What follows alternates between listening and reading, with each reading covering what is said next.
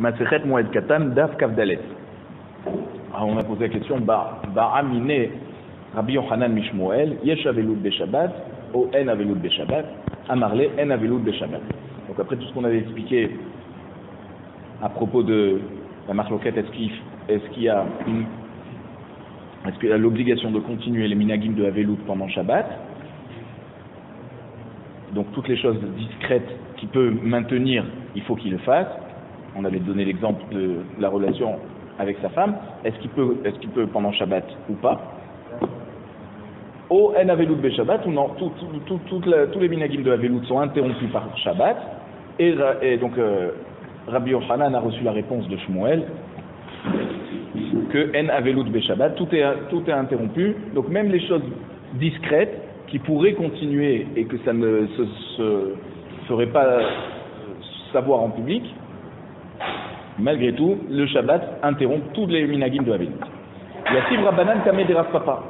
Alors on raconte au Beth Midrash, il y avait des chachamim assis devant Rav Papa.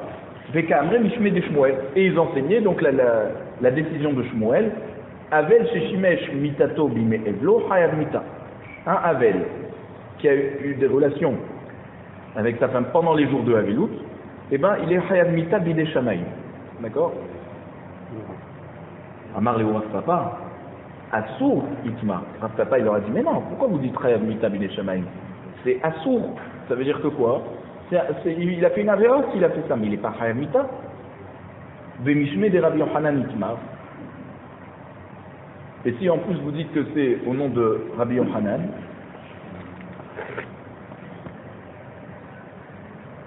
c'est-à-dire ce dîme que vous dites c'est au nom de Rabbi Yochanan, c'est pas au nom de Shmuel comme vous avez dit. Shmuel il a dit En Avelut Beshabbat. Non, c'est un autre sujet. Shmuel il a pas dit ça que c'est Chayav Mita.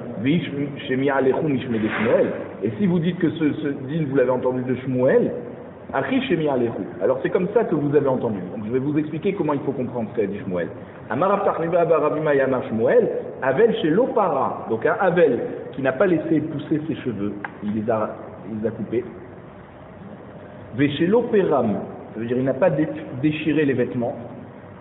Hayav Mita. Ça, dans ce cas, on est Hayav Mita Bidei Shamaim. Chez Nehemar, comme c'est écrit à propos de la mort de Nadav et Avihu, les enfants de Aaron. Alors Moshe a dit à Aaron et les autres frères, Elazar et Itamar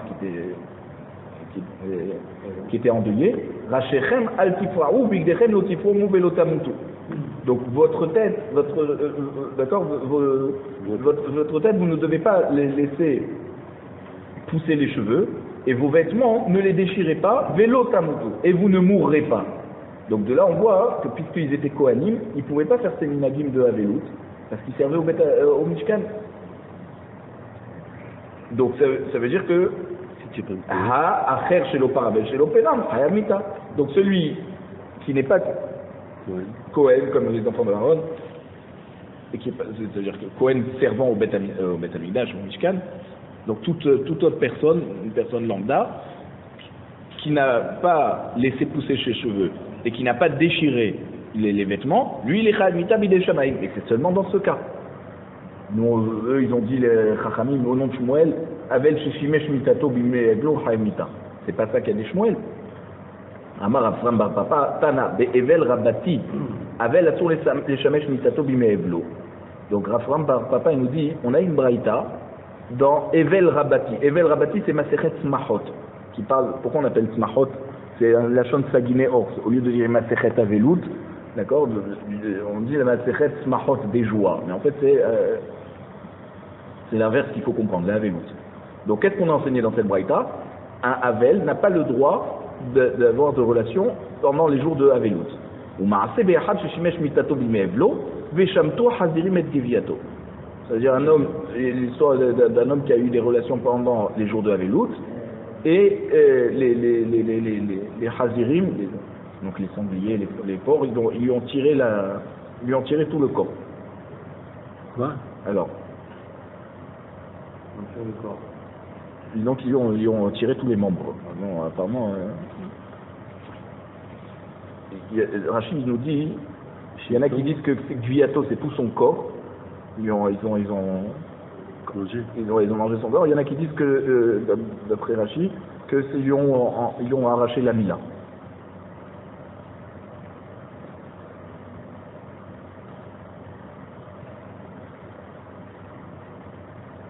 Et le Magid Mesharim, il explique c'est quoi les Hazirim, c'est les Kohot Atum'a.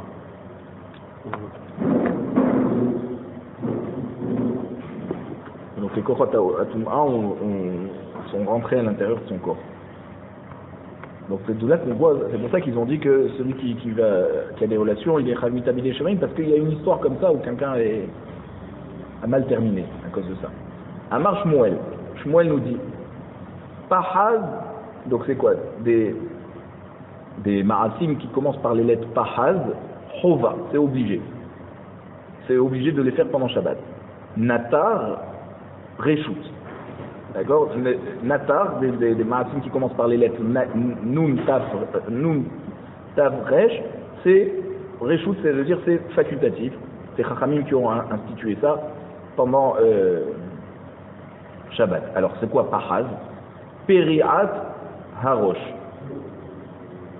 Peri'at Harosh, ça veut dire que lorsque un endeuillé il a un vêtement qui est autour de sa tête, alors et qui le met pendant la veloute pour être un petit peu retranché, alors il doit l'enlever pendant Shabbat, ce vêtement, il doit découvrir sa tête, il doit voir son visage quoi.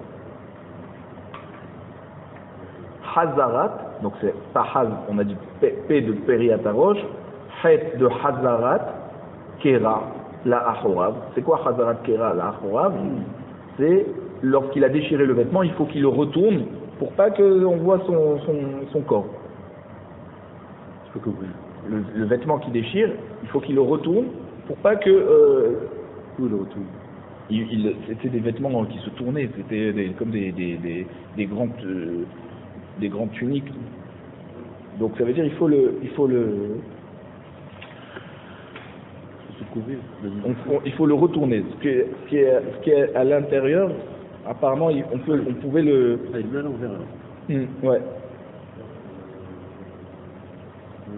Parce que c'est pendant Shabbat, il faut pas que... Et c'est chinouille. Voilà, il faut qu'il fasse un chinou, il faut pas qu'on voie que le vêtement déchiré pendant Shabbat. Donc il faut qu'il le retourne.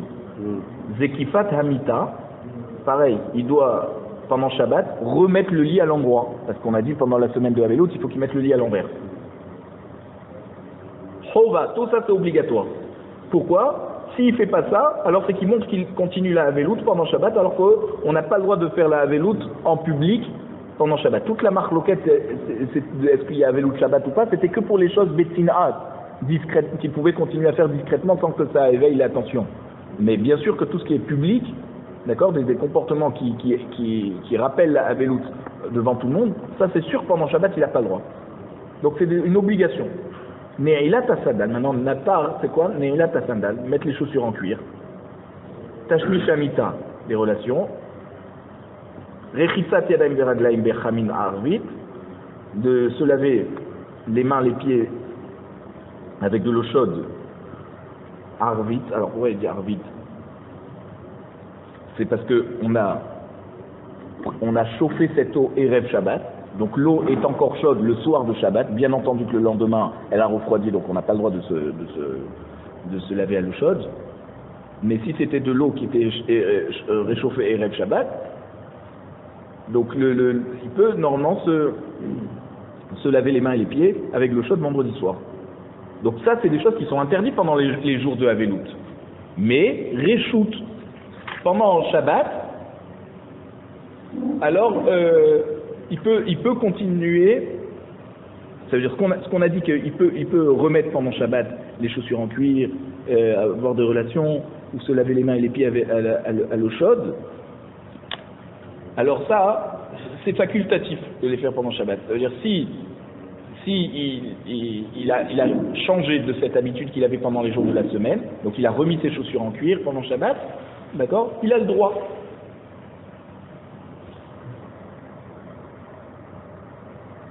C'est public, les sandales, c'est public. Alors apparemment, comme les chaussures, apparemment on les voyait pas parce qu'ils avaient des longs vêtements, alors ça s'appelle quand même des choses discrètes. Verav Amar, Aferiat Arosh Reshut.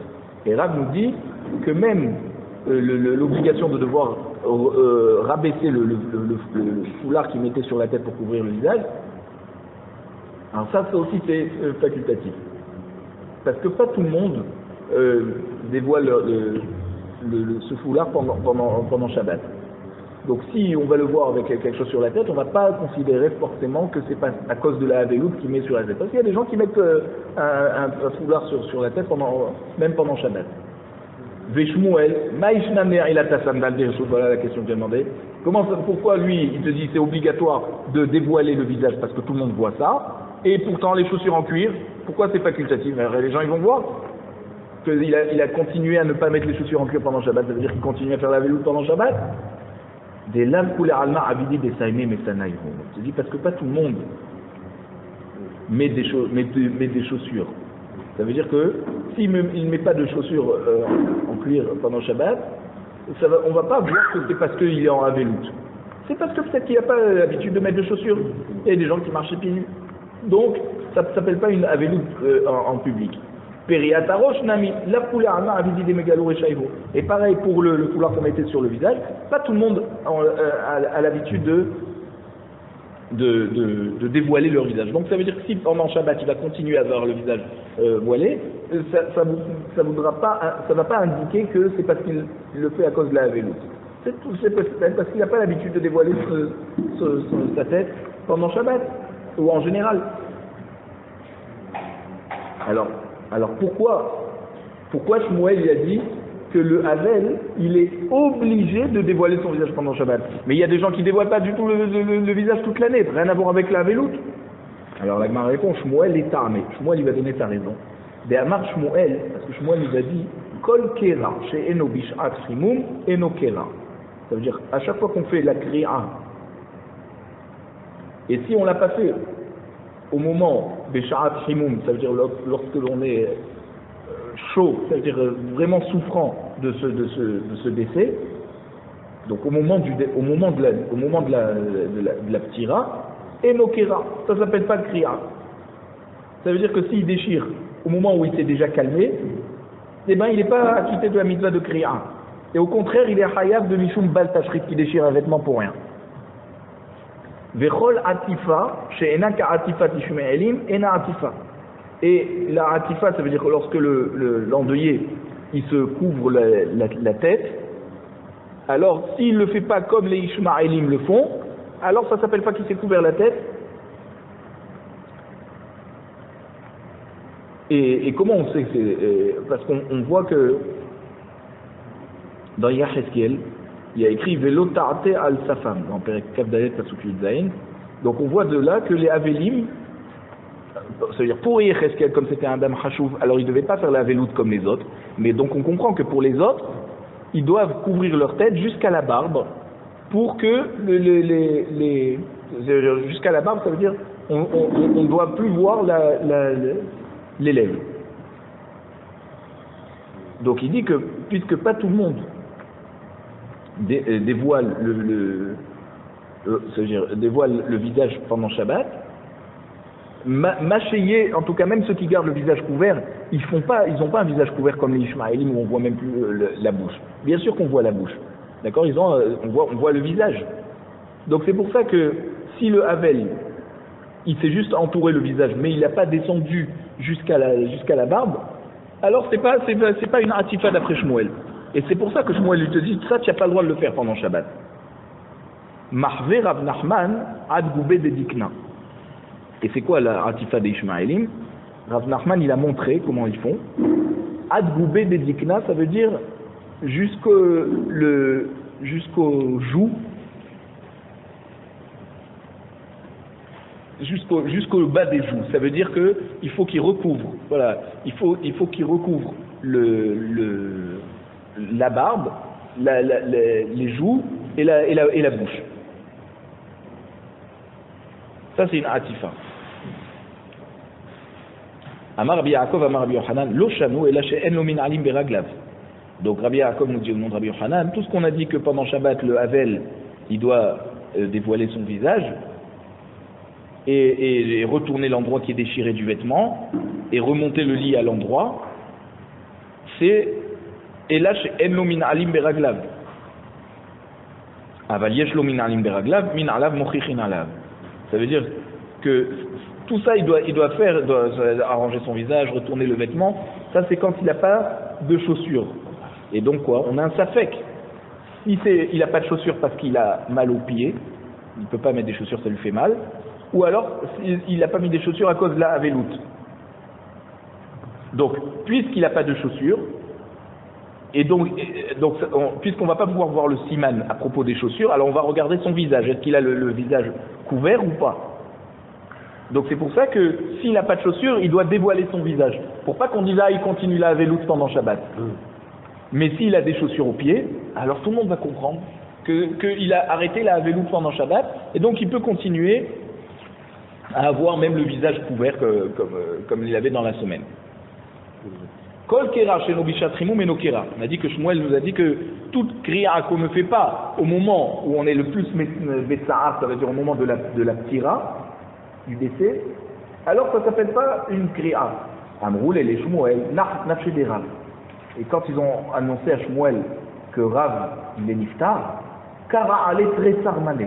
Il a déchiré son vêtement 12 fois, ça veut dire 12 vêtements, il a déchiré. Ça veut dire jusqu'à que ça l'a calmé, il fallait qu'il déchire 12 vêtements. Amar Azal Gavra Dahava Mistefena Mine. Il a dit, Azal Gavra, ça veut dire il est parti un homme, ça veut dire il est parti dans le Olam Haba, un homme que j'avais peur de lui, parce que chaque chose que je disais, il posait des questions, j'avais peur de ces questions. Amroul et les Rabbi Yochanan, Nachnafché des Rabbi Hanina. Et quand ils ont annoncé à Rabbi Yochanan que Rabbi Hanina il est niftar, Kara ale klesar itzale melata. Alors Rabbi Yochanan il a déchiré 13 talitot en soie. Melata ça veut dire qui était fabriqué en soie. Donc ça coûte cher. Amar Azal Gavra Dahaba Mistefenemine. Il a dit pareil, il a dit il est parti au Olam Haba un homme de qui j'avais très peur de ces questions. Alors on se dit, c'est évident qu'il ne portait pas tous les vêtements à ce moment-là. Donc ça veut dire quoi? Qu'il les a déchirés jour après jour.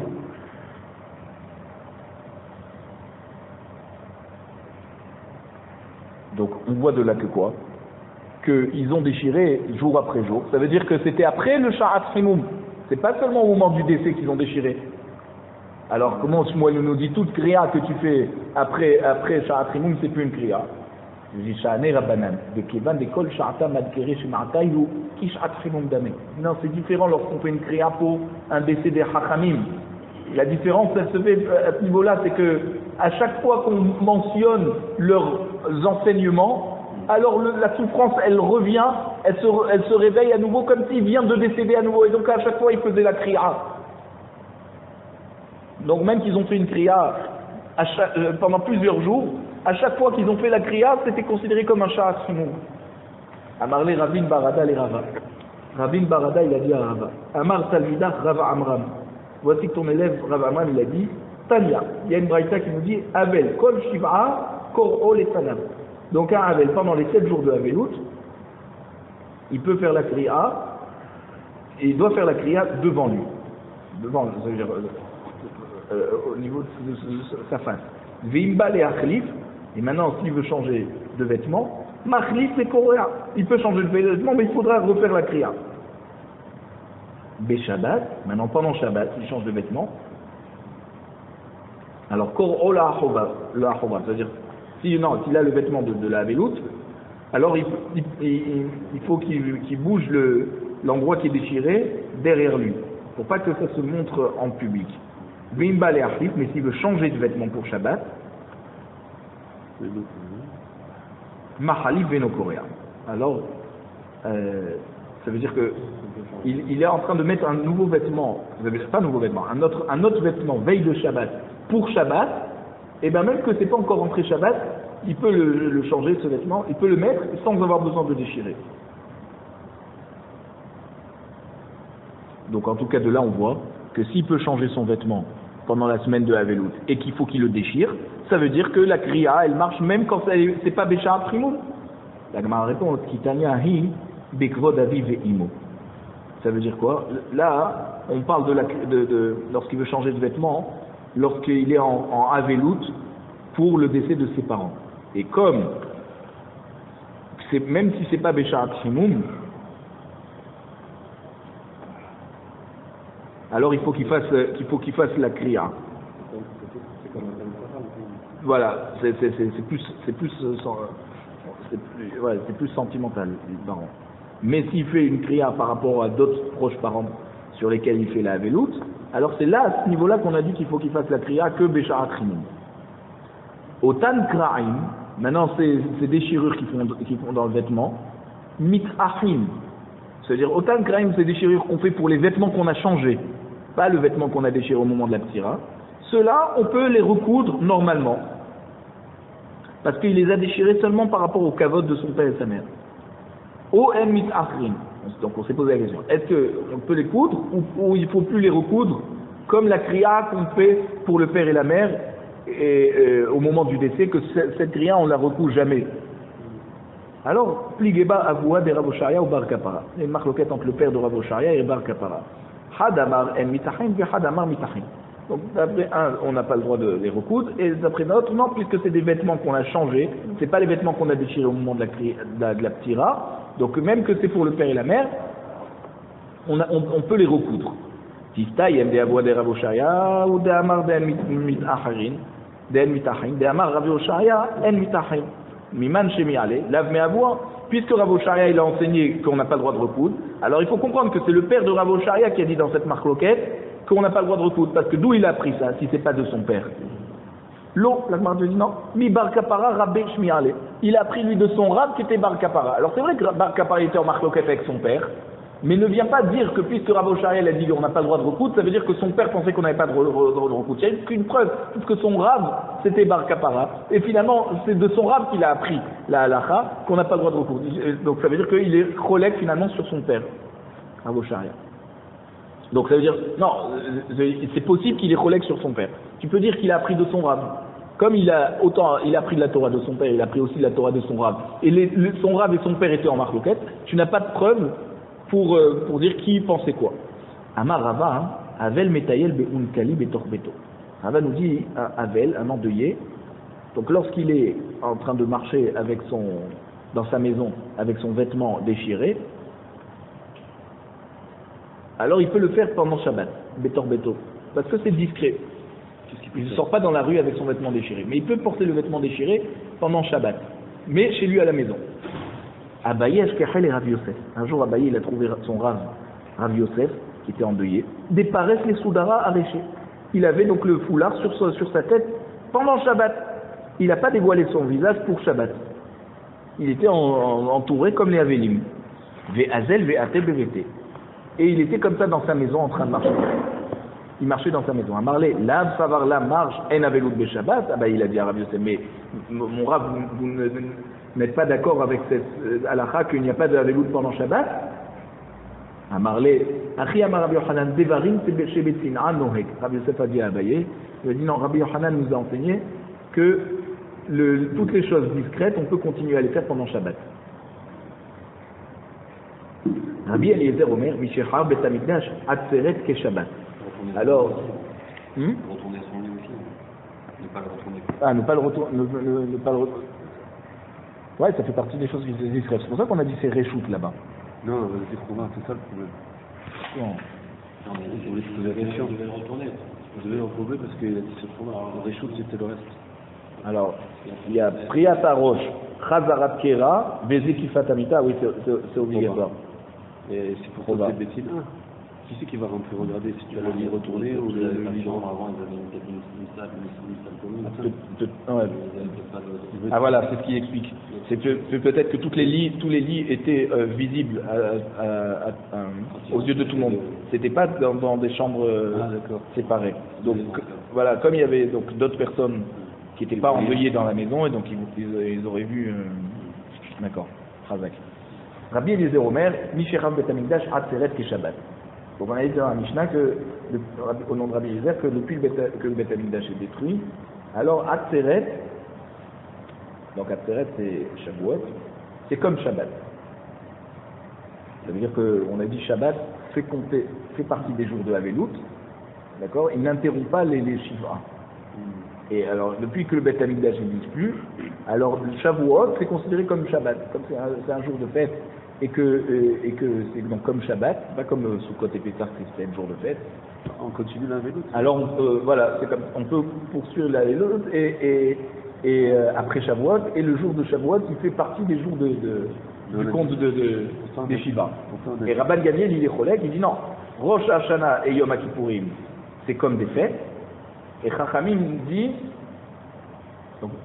Chachamim disent non, ni comme l'un ni comme l'autre. Atzeret, c'est comme une fête normale, et Rosh Hashanah et Yom Kippourim, c'est comme Shabbat. C'est un marroquette entre Rabbi Yezer et Rabban Gamliel. Et Chachamim, quoi, 3 avis. On a dit qu'on interrompt. Alors on va voir comment ça va, comment c'est considéré. La Gemara nous dit Amar Rav Gidel bar Menashe Amar Shmuel, Halacha c'est Rabban Gamliel. Donc la halacha elle est comme Rabban Gamliel que quoi? Que toutes les fêtes, elles annulent la Havelut, et même Rosh Hashanah et Yom Kippour, puisque lui il a dit Rabban Gamliel que Rosh Hashanah et Yom Kippour c'est comme les fêtes, alors que c'est un jour. Bon, même s'il y a 2 jours de Rosh Hashanah, en tout cas c'est pas comme 7 jours de Pessah et Sukkot. Veika des matneh, et il y en a qui enseignent comme ça. Neha de Rav Gidal bar Menashia aha. Il y en a qui disent l'enseignement de Rav Gidal bar Menashia sur cette braïta. Que quoi? Qu'est-ce qu'il a dit dans cette braïta? Kol shloshim yom, ça veut dire pour tous les premiers 30 jours d'un enfant qui est né.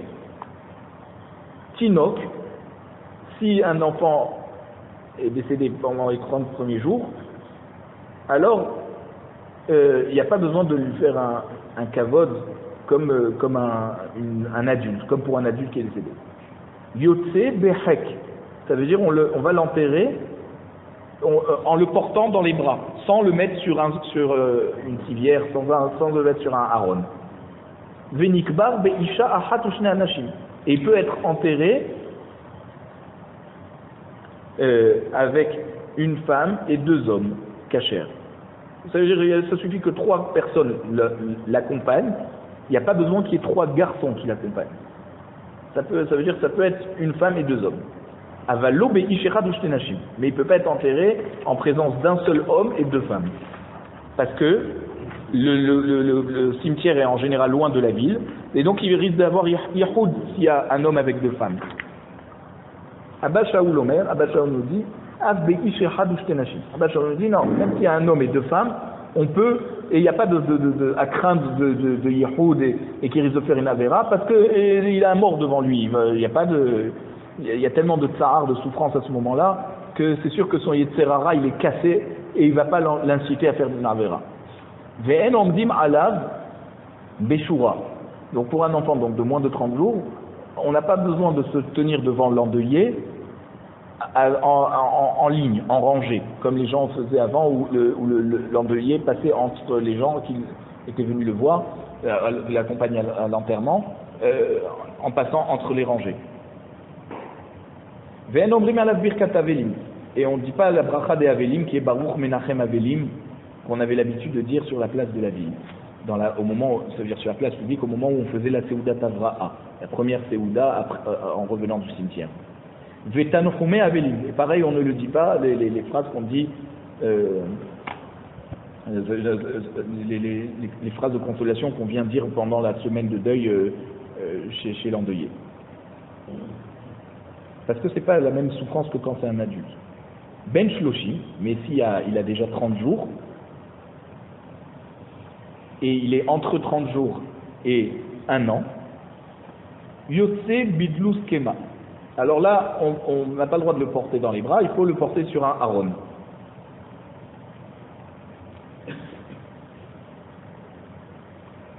Rabbi Yehuda Omer,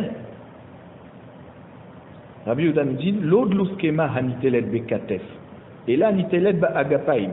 Il n'y a pas besoin de le prendre dans une civière qui se porte au niveau de l'épaule, mais on peut le prendre dans une civière qui se porte avec juste 2 personnes, avec deux mains. Ça veut dire au lieu d'avoir 4 personnes qui portent la civière sur leur épaule, on peut prendre une civière où 2 personnes vont tenir avec leurs mains. On me dit Malaf Beshura, et on fait quand même la Shura, je vais laisser passer le Havel entre les gens. Ve'omri Malaf Birkat Avelim et Tanchumé Avelim. Et donc on fait la bracha de Avelim qu'on fait au moment de la Seudat Avra, Baruch Menachem Avelim, et pendant les 7 jours, on vient voir l'endeuillé. Maintenant, Ben Shne Masar Chodesh, si c'est un enfant qui a déjà 12 mois, Lyotse Bemita, alors là, on l'amène sur une civière comme un adulte, même s'il n'a pas la taille d'un adulte, c'est un enfant d'1 an, mais on le porte comme ça. Rabbi Akiva Omer, Rabbi Akiva nous dit, Hu ben shana ve'evarav ke ben shnataim, s'il n'a qu'1 an, mais ses membres sont assez développés, comme si il donne l'impression qu'il a déjà 2 ans, ou ben shnataim ve'evarav ke ben shana, ou alors si c'est le contraire, il a 2 ans mais il était petit de taille et en regardant sa taille on a l'impression qu'il a 1 an, yotse bemita, alors on l'amène sur une vraie civière. Donc ça veut, mais si il a 1 an et ses membres donnent l'allure qu'il a 1 an, alors c'est là où on l'amène dans un glouskema et pas dans une mita. Glouskema, on avait dit que c'était avec l'épaule. Non, avec les mains et pas avec l'épaule. Quelque chose de plus petit. Rabbi Shimon ben Elazar Omer ayotse bemita, Rabbi Matzivin alav. Rabbi Shimon ben Elazar nous dit qu'un enfant qui sort sur une mita, alors Rabbi Matzivim alav, les gens sont beaucoup plus émus parce que ça donne l'impression que c'est un adulte. Et no yotse bemita, en Rabbi Matzivim alav. Et si on le porte pas sur une vraie civière comme pour les adultes, alors il y a moins d'émotions chez les gens. Rabbi Elazar ben Azariah Omer, Nikar la Rabbim, Rabbi mit'askimimo. Et non Nikar la Rabbim, en Rabbi mit'askimimo. Rabbi Elazar ben Azariah nous dit non, c'est pas par rapport à la manière comment on le sort. Ça veut dire si tout le monde le connaissait lorsqu'il était vivant, alors beaucoup de gens vont aller voir ses parents pendant les Shivas. S'il n'était pas connu de son vivant, il était trop petit, alors les gens vont pas trop aller voir ses parents après la ptira. Umahen be'esped. Alors qu'est-ce qu'on fait à propos des enfants qui sont décédés au niveau des espedim? Ça veut dire c'est à partir de quel âge il y a une mitzvah de faire un esped? Rabbi Meir Beshem Rabbi Ishmael Omer Aniim Bene Shalosh. Donc Rabbi Meir au nom de Rabbi Ishmael nous dit si c'est des enfants de familles pauvres, alors il faut qu'ils aient déjà 3 ans et plus, parce que leurs parents sont encore plus souffrants parce qu'ils n'ont pas d'autre simcha que leurs enfants. Alors si c'est des parents pauvres et qui ont perdu leur alénou un enfant qui a déjà plus de 3 ans, la souffrance est tellement grande qu'il faut faire un esped. Véchel Achirim, mais pour les enfants de riches, Benechamesh, il faut qu'ils aient 5 ans.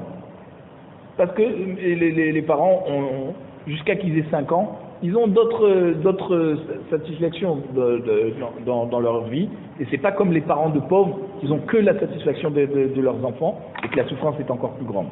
Donc c'est pour ça qu'on repousse à l'âge de 5 ans pour être obligé de faire l'expédie. Rabbi Yehuda Omer Mishmo, Rabbi Yehuda nous dit au nom de Rabbi Ishmael, Aniim bene Chamesh, Ashirim bene Shesh. C'est pas 3 ans et 5 ans, c'est pour les pauvres c'est 5 ans, et pour les riches c'est 6 ans. Ou Bnez Kelim. Maintenant, si c'est des enfants de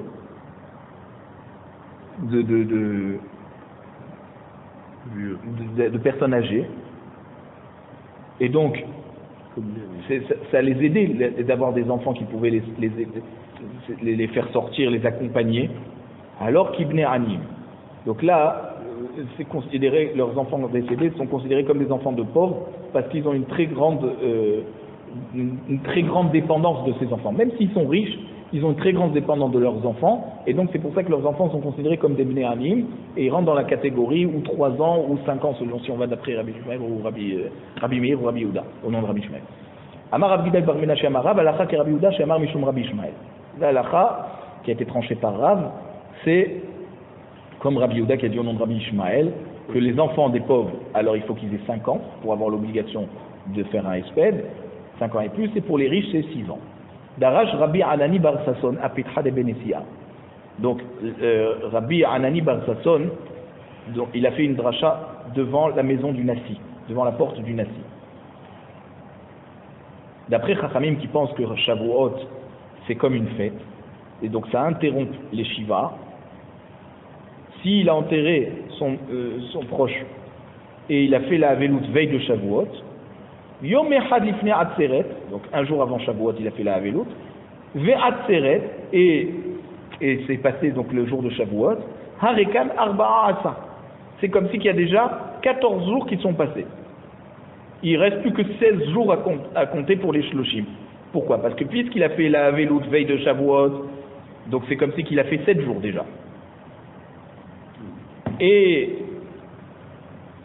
comme pour la fête de Shavuot, même qu'elle dure 15 jours, mais à propos des korbanot de Shavuot, qui sont donc Shalmei Chagiga, Oladreiya, on a quand même 7 jours pour les amener, même que Shavuot est déjà terminé. Alors c'est pour ça que le jour de Shavuot est considéré comme 7 jours encore, par rapport au compte des jours de Avelut. Shama Rabbi Ami ve'ikpad. Rabbi Ami, il a entendu ça, cette dracha de Rabbi Anani bar Sasson, et il a été makpid sur lui. Amar atou didehi, est-ce que c'est une halakha qui lui appartient ça? Pourquoi il enseigne pas ça au nom de qui il a entendu? De Rabbi Elazar Amar Rabbi Oshaya, c'est une halakha de Rabbi Elazar au nom de Rabbi Oshaya. Parce que Darash Rabbi Yitzhak Napacha, comme on l'avait déjà enseigné, Darash on va l'expliquer maintenant. Darash Rabbi Yitzhak Napacha. Il y a une dracha de Rabbi Yitzhak Napacha qui dit Akila'a. Donc il a enseigné cette halakha. Akila'a, c'est la chambre qui est devant sa maison, donc comme un lobby, dans l'entrée de sa maison, des Resh Galuta, la maison du lobby du Resh Galuta. Yom Echad Lifnei Atzeret, Va Atzeret Arekan Arba'asa. Pareil, veille de Shavuot, il a fait la Avelut, et pendant Shavuot c'est passé, c'est comme s'il a déjà 14 jours. Shamar Rav Sheshet Ikpad. Rav Sheshet, il a entendu cette dracha de Rabbi Yitzhak Napacha, il a été makpid sur lui. Amar atou didei, c'est sa halakha à lui, de Rabbi Elazar, Amar Rabbi Oshaya, c'est une halakha de Rabbi Elazar, non Rabbi Oshaya. De Amar, c'est maintenant qu'on l'enseigne, de Amar Rabbi Elazar, Amar Rabbi Oshaya, minayin la atzeret, sheyesh la tashlumim, d'où on sait que Shavuot, il y a de quoi rattraper pour les korbanot kol shiva pendant 7 jours, alors qu'on est dans un jour de chol, c'est même pas pendant comme Pesach et Shavuot qu'il y a des jours de chol à Moed. Là après Shavuot il n'y a rien, et pourtant on donne 7 jours pour rattraper les korbanot. De quoi? S'il les a pas amenés pendant Shavuot, les korbanot de Shavuot, il a 7 jours pour les amener au Beth Amikdash, c'est-à-dire les 6 jours qui suivent Shavuot. Chez Nehemar, comme c'est écrit dans Devarim Perek Tet Zayin Pasuk Tet Zayin, Behag HaMatzot ou Behag HaShavuot, on a mis à côté la fête de Pesach et la fête de Shavuot.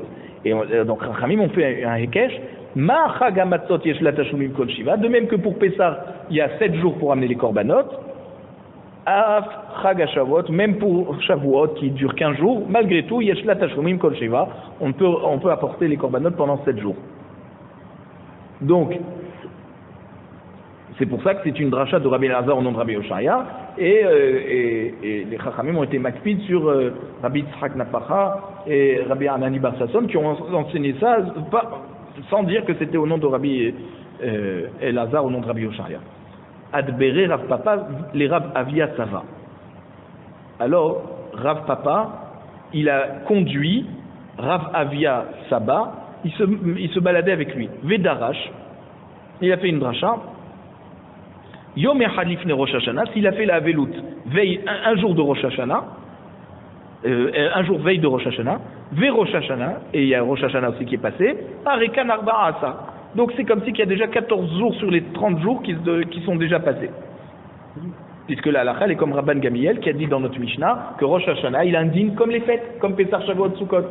Donc voilà, même que c'est 15 jours, comme il y avait 7 jours pour rattraper les korbanot, ce jour-là il est considéré comme 7 jours. Donc un jour avant Rosh Hashanah, c'est toute la semaine des Shiva qui partait, parce que Rosh Hashanah il fait sauter les Shiva. Et le jour de la fête lui-même, puisque pour les korbanot il y a encore 7 jours, donc ce jour-là a une valeur de 7 jours. Donc 2 jours ont valeur chacune de 7 jours, et ça fait 14 jours.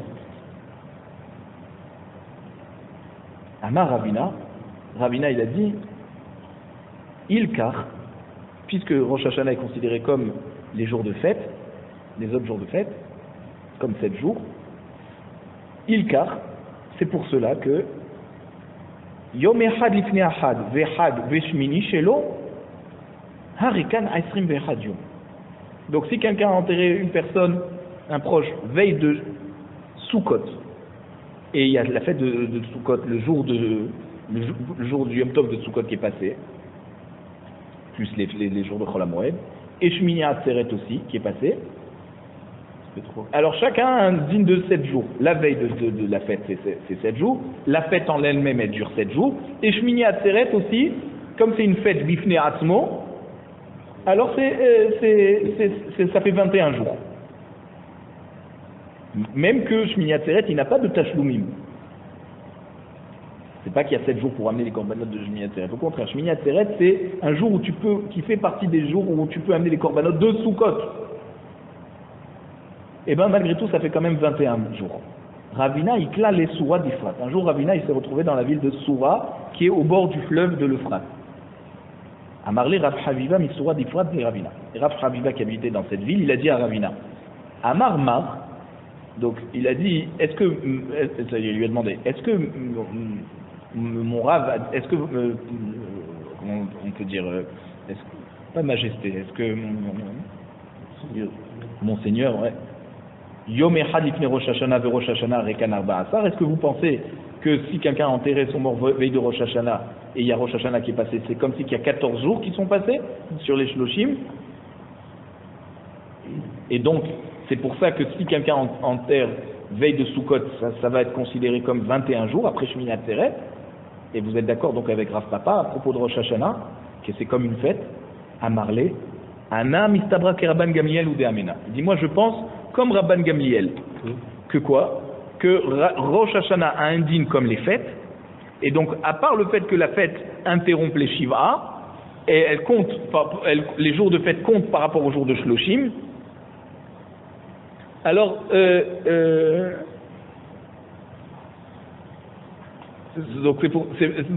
c'est pour ça que Rosh Hashanah aura le même dîne qu'une fête, et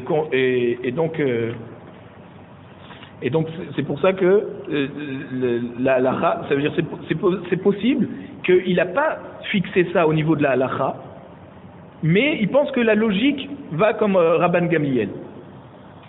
Donc c'est Rabban Gamliel qui avait dit que le Rosh Hashanah a un dîne comme la fête pour comme Pessar Shavuot Sukkot. Donc il lui a répondu, moi j'ai pas dit que veille de Rosh Hashanah est considéré comme 14 jours, mais je pense que la logique veut comme Rabban Gamliel. Donc moi je suis pas posé que la halacha, mais si on me demande mon avis, je dirais que Rabban Gamliel a raison, que Rosh Hashanah a fonction de fête, et grâce à ça, le jour de Rosh Hashanah aura un dîne de 7 jours.